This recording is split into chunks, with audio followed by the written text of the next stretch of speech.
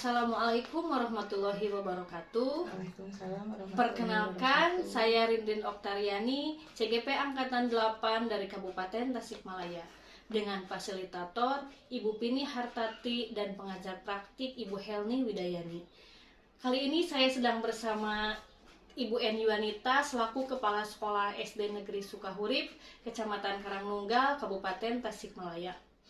Saya akan mewawancari beliau terkait dengan pengambilan keputusan yang bertanggung jawab. Selamat siang Bu Yuan. Selamat siang Bu. Apa kabar hari ini? Alhamdulillah baik. Bagaimana di sekolah? Berjalan lancar. Alhamdulillah Ibu. Boleh saya mewawancari Ibu? Baik. Bagaimana nanti kalau ketika kita mau berbicara, videonya nanti saya upload, boleh? Silakan. Ya. Ibu, selama ini bagaimana Ibu mengidentifikasi kasus-kasus yang merupakan dilema etika atau bujukan moral? Sebagai pemimpin pembelajaran atau sebagai kepala sekolah, tentunya saya itu harus bisa mengambil suatu keputusan yang bertanggung jawab, yang di dalamnya itu ada kebajikan-kebajikan.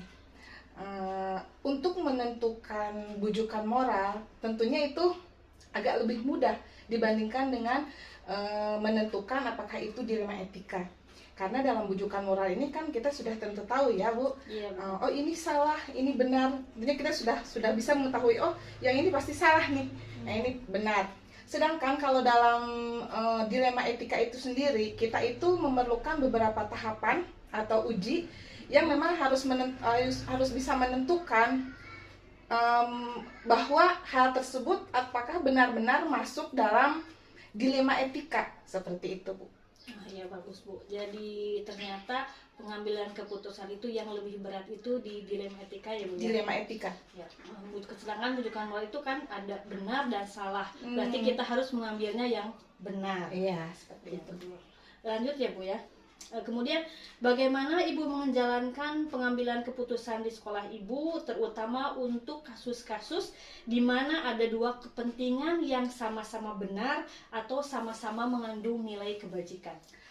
Saat saya bertemu dengan kasus seperti itu, tentunya saya akan melihat prioritas utama, yang mana yang lebih penting, yang tentunya di dalamnya ada nilai-nilai kebajikan, yang terus ada kepentingan murid tentunya, dan kita bisa mempertanggungjawabkan hal yang lebih besar. Itulah yang kita prioritaskan untuk kita ambil keputusan tersebut, seperti itu. Ya, bagus sekali ya Bu. Berarti Ibu prioritaskan kepentingan murid. Iya. Ya, lanjut ya Bu. Langkah-langkah atau prosedur seperti apa yang biasa Ibu lakukan selama ini? Yang pertama tentunya kita identifikasi dulu ya Bu. Kita cari informasi dulu, kita kumpulkan informasi seperti apa ini kasus kita dalami, kita analisis. Kalau kita sudah tahu betul bahwa itu adalah dilema etika, tentunya saya tidak bisa mengambil keputusan begitu saja. Saya punya rekan, ada orang tua juga, kita punya stakeholder yang ada di sekolah. Kita berdiskusi. Nah, setelah kita berdiskusi, tentunya nanti akan ditemukan titik temu dari permasalahan tersebut yang nantinya saat kita mengambil keputusan benar-benar tepat, seperti itu. Ya, betul.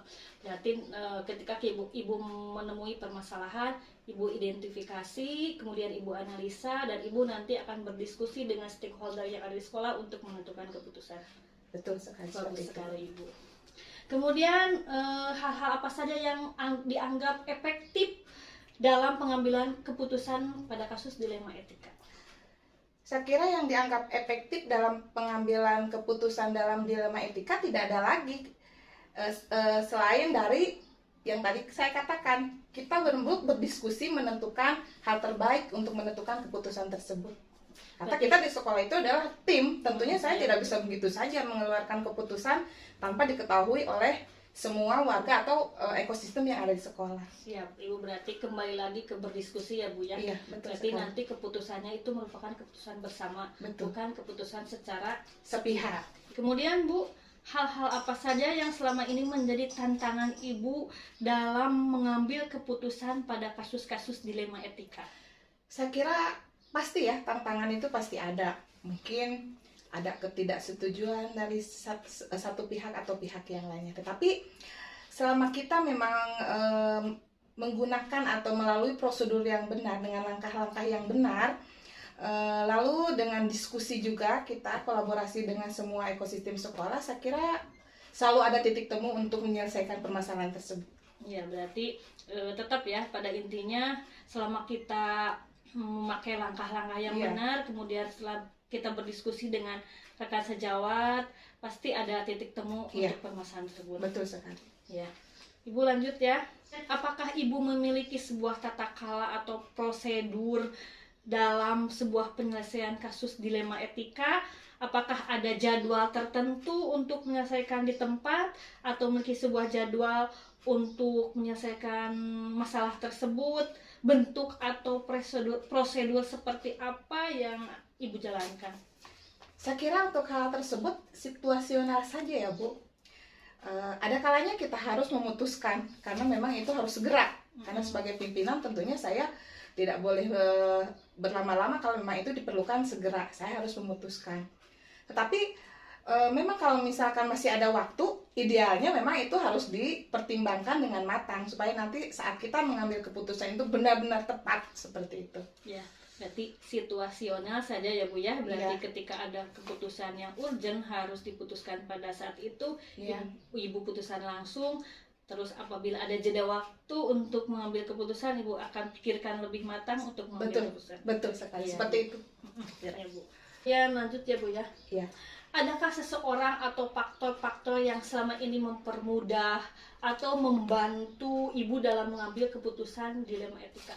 Tentu saja, terutama rekan kerja saya, rekan-rekan saya di sekolah, lalu mungkin dengan forum orang tua dan stakeholder yang ada di sekolah.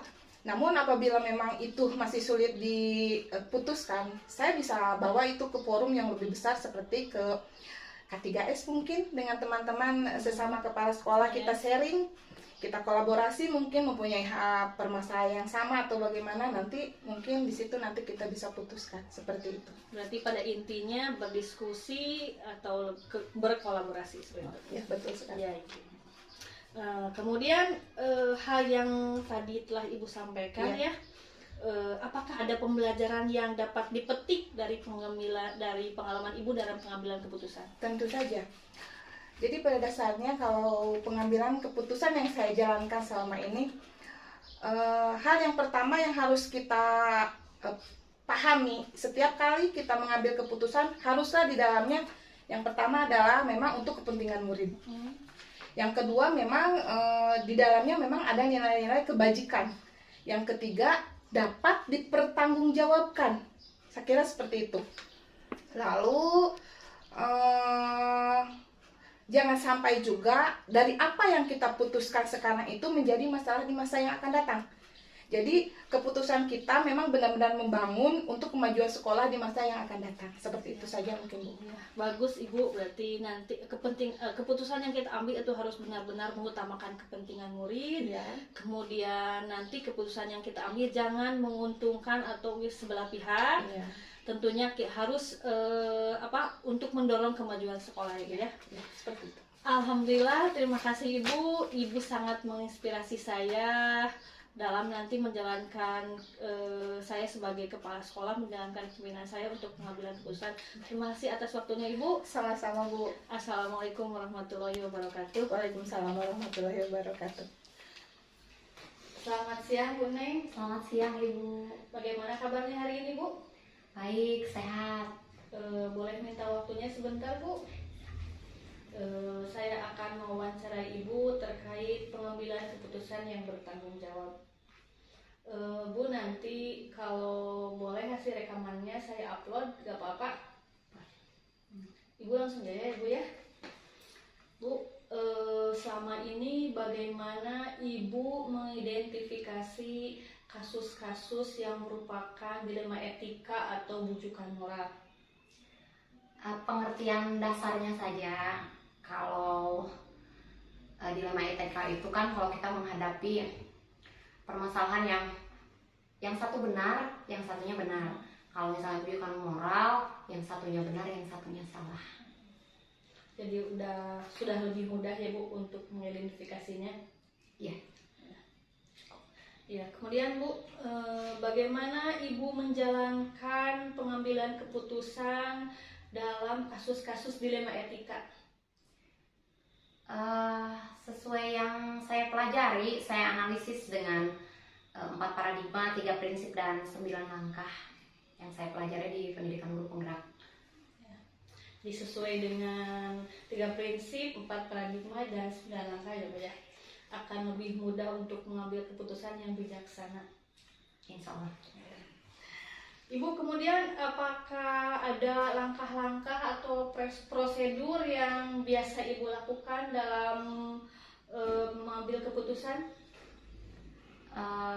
Langkah tentu ada 9 langkah tadi. Kemudian kalau prosedur, ya dalam teknisnya ketika saya misalnya ada permasalahan, tentunya saya akan refleksi terlebih dahulu, barulah saya analisis. Kemudian ya kalau memang menyangkut sifatnya yang menyangkut sekolah, pasti saya akan berkoordinasi, berdiskusi juga dengan rekan sejawat. Berarti Ibu akan merefleksi, kemudian analisis, kemudian akan berdiskusi dan berkolaborasi dengan betul. Bagus ya Bu ya. Kemudian Bu, langkah-langkah apa saja yang selama ini dianggap efektif bagi Ibu dalam menyelesaikan kasus-kasus dilema etika? Yang efektif ya langkah itu. Jadi saya tidak langsung open, kan sekarang ini musim orang apa-apa langsung diupdate status. Nah, tidak begitu. Bagi saya itu tidak efektif, bukan sebuah penyelesaian masalah. Jadi ya saya akan meminta waktu untuk refleksi, kemudian analisis, kalau perlu koordinasi ya koordinasi. Itu sih menurut saya sudah paling efektif. Kembali lagi ya Bu, kemudian refleksi, kemudian analisis, kemudian Ibu akan berkolaborasi dengan rekan sejawat. Ibu dilanjut ya Bu, apakah ada tantangan dalam menyelesaikan kasus-kasus dilema etika? Tantangan tentunya banyak. Terutama yang paling ya bagaimana ya, yang paling dirasa berat itu kalau harus yang keadilan versus rasa kasihan gitu. Susah sekali. Kalau misalnya tidak adil, kadang kan bisa aja kalau kita berpikir opsi trilema, mungkin saja kalau saya sekarang memberikan kebijakan terhadap personil ini, mungkin nanti untuk mengejar keterlambatan dia bisa. Nah, karena kondisinya sekarang seperti itu agak sulit memang kalau harus memilih antara keadilan dengan rasa kasihan. Kalau memang kondisinya ya dilema etika gitu. Benar juga apabila saya memberikan misalnya kebijakan terhadap salah seorang personil misalnya seperti itu. Tantangan banyak, kemudian belum tentu kan apa yang kita berikan misalnya sesuai dengan apa ekspektasi orang-orang yang kena imbas dengan keputusan kita, sehingga tidak jarang muncul permasalahan baru. Itu tantangannya itu. Iya. Susah ya Bu ya, untuk penyelesaian kasus dilema etika itu yang penting kita bijaksana aja dalam mengambil keputusan ya Bu ya, tentunya. Kalau tantangan ini dalam dilema etika kan ya, Yeah. Kalau dalam bujukan moral tantangan lebih banyak lagi. Lebih banyak lagi ketika kita butuh tokoh masyarakat yang ini. Sedangkan misalnya, nah beliau ini merugikan misalnya sekolah kita. Nah, bagaimana caranya? Sulit gitu untuk menghadapi bujukan moral. Tapi ya pada akhirnya pasti saya kalau menemukan bujukan moral, pada akhirnya ya uji idola. Ada memang maaf kalau misalnya bujukan moral kan tidak perlu uji idola sebenarnya. Sudah, kita harus memilih yang benar. Tetapi ya dalam memutuskan pasti saya akan mencari literatur misalnya payung hukum yang ada, sehingga merasa lebih yakin wah ini bujukan moral sudah tidak bisa diikuti seperti itu. Ya. Tentunya Ibu ya, dalam kasus bujukan moral kita itu harus sudah benar-benar terlihat antara benar dan salah, tentu kita akan memilih yang benar Ibu ya, tidak mungkin kita memilih yang salah. Namun Ibu sendiri punya apa langkah-langkah tersendiri, misalkan ibu akan bertanya kepada idola ibu ataupun membaca kembali payung hukum dan literatur agar kita itu benar-benar yakin kalau ini adalah benar. Ya. Ya. Ibu kemudian apakah ibu memiliki suatu tata kala atau jadwal tertentu untuk menyelesaikan kasus dilema etika? Apakah langsung diselesaikan di tempat pada waktu itu atau memiliki jadwal lain dalam menyelesaikan? Kalau jadwal khusus tidak ada ya. Jadi kebanyakan kan dilema etika itu terjadi refleks, jadi insidentil gitu. Jadi tidak ada sih jadwal khusus membahas dilema etika. Paling ya kalau saya harus koordinasi dengan rekan, kalau memang masih ada waktu untuk mengambil keputusan ini, saya masih punya waktu, misalnya belum due date lah gitu ya. Kalau tugas pasti saya di rapat bulanan seperti itu akan saya bahas. Kecuali kalau misalnya yang sifatnya pribadi dan memang darurat, nah kadang ada juga yang saya selesaikan saat itu juga gitu. Jadi tergantung permasalahannya Bu. Kalau permasalahannya urgent harus selesaikan, ibu selesaikan langsung. Kalau misalkan ibu punya waktu lagi, ibu akan kembali akan analisis kolaborasi ya Bu. Ya. Kemudian Bu, apakah ada seseorang atau faktor-faktor yang mempengaruhi ibu dalam pengambilan keputusan terkait kasus dilema etika Bu? Tentu ada. Jadi yang paling sering gitu ya, saya rasa untuk membantu memudahkan itu idola seperti itu. Idola saya itu ya ibu saya. Meskipun beliau tidak bekerja atau tidak sekolah tinggi, tetapi saya percaya bahwa surga itu ada di telapak kaki ibu. Jadi hal yang mungkin kira-kira tidak membebani beliau, saya akan minta pendapat dalam hal-hal tertentu. Saya akan meminta pendapat ibu saya. Kemudian idola saya juga suami saya. Suami saya sangat selama ini membantu dalam memberikan pandangan-pandangan dalam pengambilan keputusan. Kemudian rekan sejawat, tokoh masyarakat sangat membantu juga. Atasan saya, pimpinan seperti K3S, Ketua PGRI, dan Ketua Hubus, pengawas, semuanya saya sering meminta pendapat beliau. Ya, benar sekali Bu, bahwa ibu memiliki idola, kemudian ibu memiliki juga pimpinan, rekan kerja untuk untuk berdiskusi untuk penyelesaian kasus-kasus dilema etika ya Bu ya. Iya, tidak lupa juga saya kadang berkonsultasi ke media juga. Misalnya ada rekan yang bekerja di media, kira-kira kan memang dalam pengambilan keputusan harus uji publikasi ya. Sekarang ini kurang-kurangnya salah ketik, salah upload, salah ucap, kadang-kadang dijadikan pidana oleh pihak-pihak yang tertentu lah, yang memang mungkin dianggap menguntungkan untuk sebagian pihak gitu. Atau kan sekarang ini setelah diberikan penyuluhan tentang pidana kemarin tentang korupsi ya salah satunya. Nah, ada juga Halo JPN. Mungkin ke depan situs Halo JPN ini salah satunya akan menjadi referensi dalam pengambilan keputusan, karena kan jangan-jangan ini melanggar hukum seperti itu. Ya, luar biasa sekali Bu ya Bu. Kemudian Bu, yang terakhir nih. Dari semua yang Ibu sampaikan, pembelajaran apa yang dapat Ibu petik dalam menyelesaikan kasus dilema etika? Intinya setelah saya belajar di pendidikan ibu penggerak tentang pengambilan keputusan, saya sangat merasakan sekali manfaat dari hasil belajar saya itu di modul 3.1 waktu itu. Sehingga saya bisa menarik kesimpulan bahwa ilmu itu sangat luas. Jadi kita harus berprinsip untuk belajar sepanjang hayat, karena ilmu itu tidak akan habis. Karena yang belajar dengan tidak belajar itu akan berbeda. Saya sendiri selalu membayangkan kalau misalnya saya harus menjadi kepala sekolah sebelum saya mengikuti pendidikan. Saya tidak bisa bayangkan. Mungkin kalau misalnya seperti ibu ya, ibu ini sudah dewasa, sudah luas wawasan, linknya luas misalnya, sudah tanpa belajar di pendidikan guru penggerak pun dalam pengambilan keputusan sudah mahir. Sedangkan untuk saya pribadi jujur, saya sangat merasakan sekali kalau saya tidak belajar, saya tidak bisa membayangkan bagaimana kira-kira saya mengambil keputusan gitu. Jadi penting untuk memiliki prinsip belajar sepanjang hayat, itu pelajaran yang diambil. Ini juga merupakan pembelajaran bagi saya, Ibu. Tentunya wawasan Ibu yang lebih luas daripada saya. Kemudian Ibu lulusan dari guru penggerak di angkatan 2, itu merupakan pembelajaran juga ketika saya mewawancarai Ibu.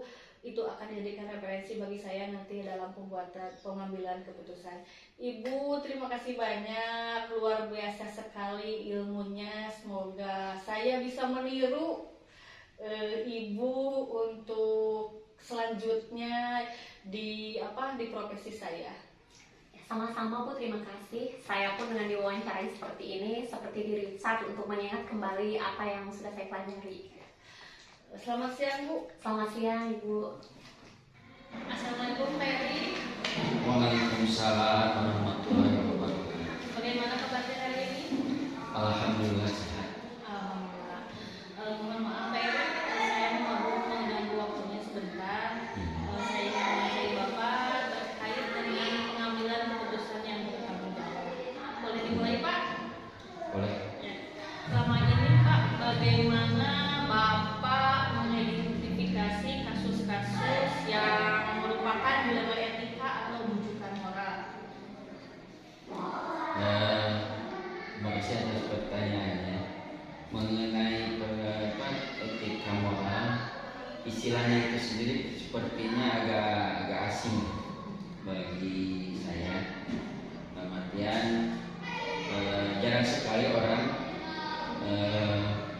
istilahnya membicarakan masalah etika moral. Dilema etika Etika, dan rujukan moral. nah itu masalah dilematika jarang sekali itu kan kita sering berbicara masalah tersebut paling juga langsung kepada istilahnya permasalahan yang terjadi. Nah, dengan adanya dilema etika, tentu saja bagi saya suatu hal yang baru untuk istilahnya itu sendiri. Namun dari pengalaman banyak sekali memang masalah dilema etika, apalagi kalau menyangkut antara masalah benar dengan benar, mana yang harus didahulukan atau mana yang harus diprioritaskan. Sebab semuanya juga mengandung landasan yang benar. Susah sekali itu nanti kalau misalkan kita harus mengambil keputusan di saat kedua-duanya benar. Nah ini tentunya akan kembali kepada misalkan kepada kita sendiri mengenai yang apa dalam masalah tersebut. Ya, berarti tentunya Pak dikembalikan lagi kepada diri kita masing-masing untuk mengambil keputusan. Iya. Ya, Pak. Kemudian bagaimana Bapak menjalankan keputusan di sekolah Bapak, terutama untuk kasus-kasus di mana ada kepentingan yang sama, itu yang sama-sama mengandung nilai kebajikan dan benar dengan benar. Nah, kalau untuk mengambil keputusan, tentu memang harus ada istilah salah satu yang harus diprioritaskan. Tergantung bagaimana misalkan dilema tersebut atau permasalahan tersebut, karena memang kedua-duanya yang benar. Nah, yang harus diprioritaskan apakah ini untuk kepentingan pribadi atau untuk kepentingan umum atau untuk kepentingan orang banyak. Nah, kalau ini menyangkut masalah kepentingan umum, tentunya kita harus memprioritaskan kepentingan umum dulu. Nah, baru kita setelah itu ya istilahnya berikan toleransi untuk mengambil keputusan secara pribadi. Dan contohnya misalkan kita membutuhkan keputusan yang untuk keputusan bersama. Contoh misalkan kita akan menghadapi misalkan sesuatu kegiatan di mana kegiatan itu berbenturan dengan kepentingan pribadi. Nah, tentunya kalau bisa untuk kepentingan pribadi, ya istilahnya digeser lah atau gimana gitu. Sampaikan dulu ya. Kesampingkan dulu, baru kita utamakan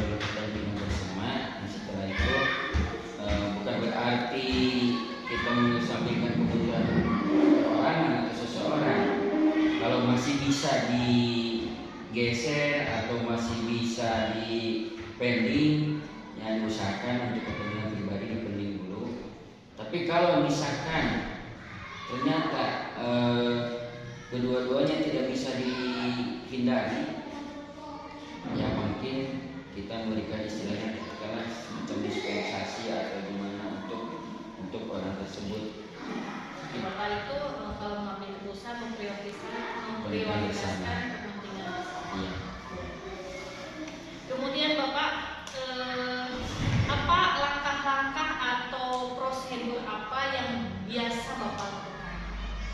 Nah, kalau untuk langkah-langkah pertama kita identifikasi dulu permasalahannya, karena tadi juga kan dua-duanya benar. Nah, identifikasi dulu permasalahannya, kemudian setelah identifikasi kita lihat prioritaskan dulu mana nih yang lebih penting, mana yang lebih penting. Nah, seperti tadi katakan kalau misalkan kedua-duanya penting, tidak bisa dihindari dan juga tidak bisa dipet, ya kita ambil untuk peperangan tersebut kepada individu, kita beri dulu pengertian supaya dia juga bisa mengikuti dulu kalau bisa mengikuti dulu untuk kepentingan bersama. Setelah itu ya katakanlah mungkin ketika sedang berlangsung di tengah jalan, ya dia diberi kesempatan untuk katakanlah kalau meninggalkan ruangan atau meninggalkan kegiatan karena memang kebutuhan yang sangat mendesak untuk orang tersebut. Begitu. Berarti Bapak ketika Bapak berpengalaman pertama identifikasi dulu, kemudian setelah identifikasi Bapak analisis ya, setelah itu Bapak baru mengambil Keputusan. Bapak kemudian hal-hal apa saja yang Bapak anggap efektif dalam pengambilan keputusan kasus dilema etika? Untuk pengambilan yang paling efektif, saya rasa untuk kalau misalkan kita langsung berada di sekolah, kan, yang lebih efektif karena kita punya tupoksi yang langsung berhadapan dengan anak, kan? Nah, yang lebih efektif, lebih baik kita mengutamakan dulu kepentingan anak, karena apalagi sebagai tugas pokok bahwa kita berhadapan langsung dengan anak, pembelajaran fokus kepada anak. Nah, diutamakan guru yang punya kepentingan yang tadi juga sama-sama benar, ya kepentingan tugas dan juga kepentingan keluarga. Jadi utamakan dulu kepentingan tugas, yaitu istilahnya pembelajaran yang berpusat pada anak, jadi anak perlu diprioritaskan. Nah, setelah itu bisa mungkin ya dengan hal terpaksa dia meninggalkan tugas pokoknya, bukan berarti anak ditelantarkan, tapi anak bisa saja misalkan dititipkan ke guru yang lain yang sudah santai, kemudian atau juga diberi tugas-tugas untuk tetap melakukan pembelajaran, sehingga dia ketika meninggalkan juga anak tetap dalam proses pembelajaran. Ini. Setuju sekali Pak bahwa dalam mengambil keputusan itu, jadi kita itu harus memprioritaskan kepentingan murid ya di atas kepentingan yang lain. Kemudian apakah Bapak menemui hal-hal yang menjadi tantangan dalam pengambilan keputusan kasus dilema etika? Kalau tantangan sih pasti ada. Tantangan pasti ada. Tidak mungkin selama masalah tidak ada tantangan. Dan untuk mengambil keputusan itu sendiri memang ada tantangannya. Tantangannya di salah satu pihak kita punya tugas pokok yang harus dilaksanakan, dan itu adalah sudah suatu komitmen yang tidak bisa ditinggalkan walaupun dalam keadaan apapun, kecuali kalau misalkan kita dalam keadaan sakit. Nah, itu mungkin bisa dimengerti lah kalau misalkan keadaan sakit kita tidak bisa melaksanakan tugas. Tapi kalau untuk kepentingan yang lain, nah ini harus misalkan didahulukan dulu mana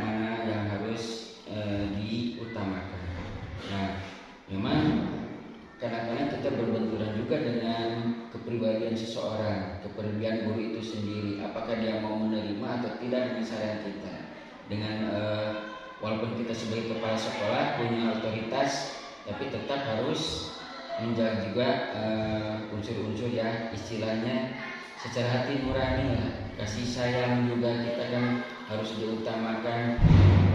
Apalagi kalau di sekolah yang kekurangan guru itu akan sangat banyak sekali tantangan-tantangan tersebut. Yang penting kita bisa melaksanakan tugas dulu. Setelah itu secara hati nurani kita beri kesempatan dia untuk yang melaksanakan kepentingan pribadinya. Karena kepentingan pribadi itu juga benar, bukan istilahnya dibuat-buat, tapi memang betul-betul kejadian dan benar apa adanya. Berarti kembali lagi ke prioritas, Iya. ke prioritas kepentingan ya Pak ya. Iya, betul. Kemudian apakah Bapak memulai sebuah tata cara atau jadwal tertentu dalam pengambilan keputusan? Apakah keputusan itu langsung diputuskan segera di tempat, atau Bapak memiliki jadwalnya untuk menyelesaikannya? Bentuk atau prosedur seperti apa yang Bapak lakukan? Nah, untuk penyelesaian kita lihat dulu permasalahannya seperti apa. Kalau permasalahan misalkan segera langsung hari itu juga harus dieksekusi, katakan untuk dieksekusi baru keputusan, ya kita ambil keputusan pada hari itu juga. Contohnya misalkan seperti tadi itu waktu kita misalkan sedang melaksanakan pembelajaran, di awal-awal tidak ada permasalahan itu, misalkan masalah keluarga tidak ada masalah keluarga. Nah, di tengah-tengah perjalanan sedang melaksanakan tugas, ternyata ada salah seorang guru yang katakanlah menerima informasi, kemudian ditelepon, kemudian ada sesuatu yang tidak diharapkan, dia harus meninggalkan sekolah, harus meninggalkan tanggung jawabnya. Nah, dari situlah kita ambil keputusan yang waktu itu juga harus ditentukan. Berbeda dengan keputusan yang bisa dikebelakangkan, dalam artian memang masalahnya tidak bisa diselesaikan pada waktu hari itu. Ya contoh lah, misalkan ada masalah dengan salah satu keluarga, personil kita atau guru kita menghadapi masalah keluarga, dan masalah keluarganya itu tidak bisa diselesaikan dalam waktu satu hari itu. Nah, tentunya kita sebagai pimpinan yang mengecek kepada guru tersebut ada permasalahan apa, kemudian solusi yang sudah dia lakukan seperti apa, kemudian baru kita memberikan saran atau informasi ataupun solusi seperti apa, dan itu jawaban ataupun hasilnya tidak bisa diambil pada waktu itu. Hasilnya bisa saja diberi waktu misalkan 1 minggu atau dalam lama 1 bulan untuk penyelesaian solusi itu kepada guru tersebut. Berarti tergantung permasalahannya. Ketika Ya. permasalahannya urgent harus diambil keputusan pada waktu itu, Bapak sudah ambil keputusan. Atau ketika permasalahannya bisa dipikirkan kembali, kemudian dicari solusinya, maka Bapak akan berkomunikasi ya untuk mencari solusinya. Ya. Kemudian apakah ada seseorang atau faktor-faktor yang selama ini mempermudah atau membantu Bapak dalam mengambil keputusan? Kalau untuk hal tersebut, untuk sementara ini karena kita itu sebagai pimpinan di sekolah tersebut, memang secara istilah tupoksi kita memang paling tinggi katakanlah untuk di sekolah kita paling tinggi kedudukan atau jabatan. Memang kita punya otoritas untuk menentukan penyelesaian masalah. Namun itu juga bukan berarti sesuatu yang mutlak. Kita juga harus bisa misalkan mencari informasi ataupun meminta saran ataupun misalkan meminta musyawarah dengan guru yang lain. Setelah kita ungkapkan permasalahannya, apalagi kalau misalkan permasalahannya itu menyangkut kepentingan bersama, itu harus dimusyawarahkan dulu. Kalau untuk kepentingan pribadi, yaitu mutlak kita harus melakukan secara pribadi. Contohnya, kita tidak mungkin memberikan informasi masalah seseorang kepada guru yang lain. Kalau memang permasalahannya adalah permasalahan individu. Kecuali kalau permasalahan sekolah bersama, baru kita bermusyawarah dengan guru yang lain. Ya, berarti tetap musyawarah ya Pak, diskusi dan musyawarah untuk menyelesaikan permasalahan. Kemudian Pak yang terakhir ya, hal yang tadi disampaikan Bapak tadi, pembelajaran apa yang Bapak petik dari pengalaman Bapak mengambil keputusan di lembaga etika? Pengalaman yang paling berkesan kalau menurut saya, ketika kita menyelesaikan suatu masalah dan ternyata sangat bermanfaat dan dirasakan sangat bermanfaat sekali oleh orang yang kita bantu, yang kita ambil keputusan tersebut, sehingga dia merasa nyaman. Apalagi ketika setiap masalah dia selalu istilahnya lapor, memberikan alasan ataupun meminta pendapat kepada kita, karena mungkin dia juga merasa nyaman terhadap apa yang diambil keputusan oleh kita, sehingga terjadilah suatu komunikasi yang nyaman antara pimpinan dan bawahan ataupun atasan dan bawahan. Mungkin itu yang paling dirasakan paling berkesan buat saya. Berarti ketika nanti guru mereka di sekolah merasa nyaman dengan Bapak selaku pimpinan, maka mereka akan lebih leluasa untuk membicarakan permasalahan dengan Betul. Bapak. Terima kasih untuk hari ini. Boleh nanti videonya saya upload Pak? Silahkan, kalau memang itu dibutuhkan dan bermanfaat buat ibu, silahkan. Terima kasih Pak untuk waktunya. Sama-sama. Ya, Assalamualaikum warahmatullahi wabarakatuh. Waalaikumsalam warahmatullahi wabarakatuh.